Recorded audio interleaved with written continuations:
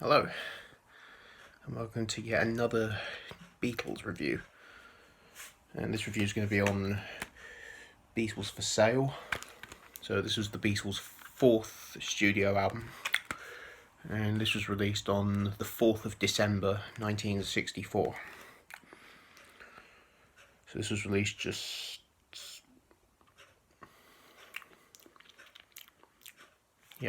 less than 5 months after A Hard Day's Night. So 1964 was a very busy year for the Beatles. They were touring through most of this year. They also appeared on the Ed Sullivan Show, of course. They'd made the Hard Day's Night movie.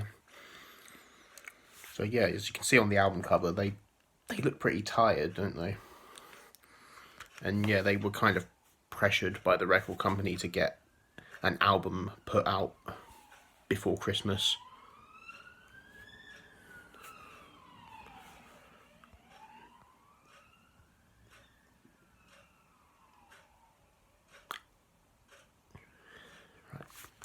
So yeah, and some consider this to be the Beatles' weakest album, but I have to strongly disagree. And I mean, I can probably understand, because Hard Day's Night was their first album of all original songs, whereas this one goes back to half originals, half covers. But I still think it's a really strong album. So we're going to go track by track now. So first track is No Reply, and it's a very good opening track. There's some great lyrics, and this album has quite a lot of I think this is when their songwriting started to get more mature, because it's not just like simple love songs. There's actually some downbeat lyrics on some of these songs, especially on this one. It's a great song, especially John and Paul's harmonies during the chorus. Absolutely brilliant. And the second track on the album is I'm a Loser. This is another John song, and it's got some. This also has some pretty downbeat lyrics as well, but the lyrics are brilliant. They're great, and this song is very Dylan-esque, because at this time the Beatles had discovered Bob Dylan. They actually met Bob Dylan in August of 1964. So yeah, there's a lot of Bob Dylan influences on this album. And yeah, this is a great song. Harmonica, even the harmonica is very Dylan-esque. So yeah, this is a brilliant song. Third track is Babies in Black, and again, it's another really downbeat song. Like, the first three tracks are actually pretty downbeat. And apparently this was the song that inspired the Rolling Stones' Paint It Black, because both songs are similar, not musically but lyrically, as they both songs are about the black feeling of lost love. But yeah, great song. It's great harmonies from John and Paul. I love this song. And track 4 is the first cover song on the album. It's Chuck Berry's Rock and Roll Music. And yeah, this is a brilliant cover. I love Chuck Berry's version, but I've always been familiar with the Beatles version. It's just great. I absolutely love it. I think John's vocals are absolutely brilliant. Great piano on here as well. I think George Martin plays piano on here.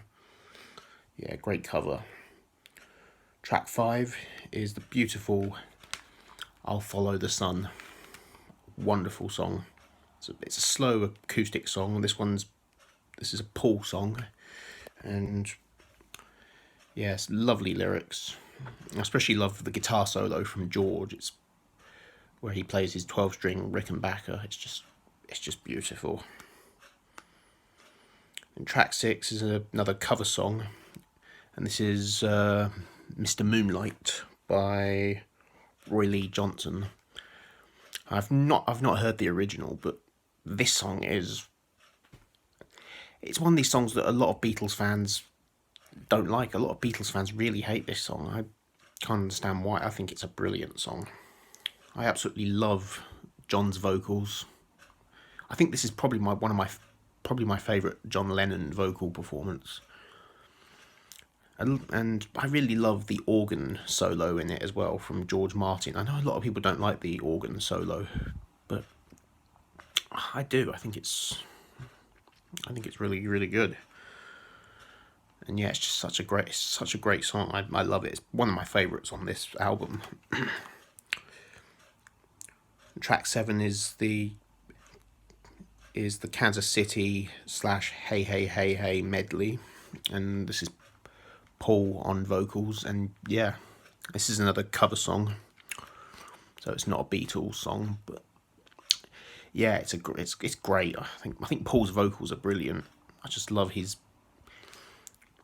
on this one, his vocals are more like, he's more rough sounding voice. Like on some songs he's got like his soothing voice, and then on some songs he's very rough sounding.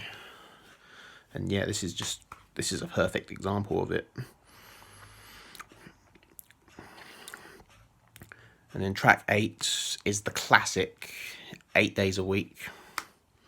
And who doesn't know 8 Days a Week? It's a classic. And it should have been released as a single, without a doubt. I mean, I think it did get released as a single in America, but in the UK, it was never released as a single. It's such an iconic song. It's brilliant. The harmonies with John, Paul, and George are fantastic. The acoustic guitar's great. The electric 12-string Rickenbacker is great as well. It's just a classic pop song. Track 9 is Words of Love. This is a cover. This is a Buddy Holly song, and yeah, I think it's a brilliant cover. I think John and Paul's harmonies are absolutely lovely, and lyrically, it's just got beautiful lyrics as well. And yeah, I do like Buddy Holly, and apparently, I think Paul McCartney actually owns the rights to all of the Buddy Holly songs. So that's actually very interesting. And then track 10 is Honey Don't. This is a Carl Perkins cover, and this is probably my least favourite song on the album. It's the Ringo song. Ringo sings on this one, which I forgot to mention on my Hard Day's Night review. Ringo didn't actually get a song on the Hard Day's Night, which kind of was a shame, but I mean, I don't dislike this song. I do like this song. It's a good song, but it's just not my favourite.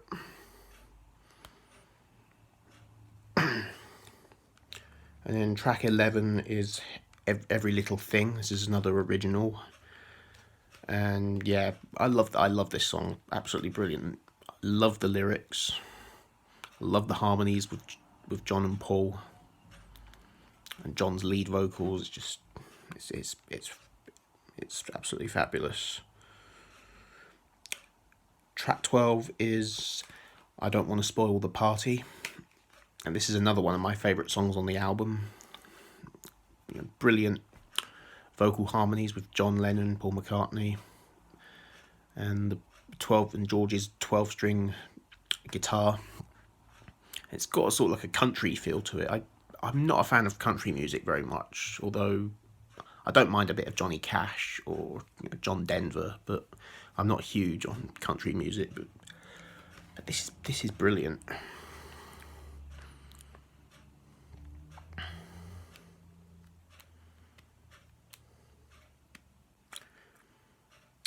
And then track 13 is What You're Doing.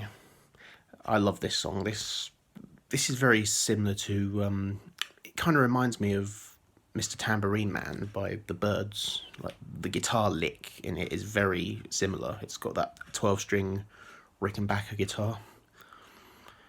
And obviously, if you play both of those songs, they're like easily comparable. I would do it here on YouTube, but I don't want to get in a copyright strike.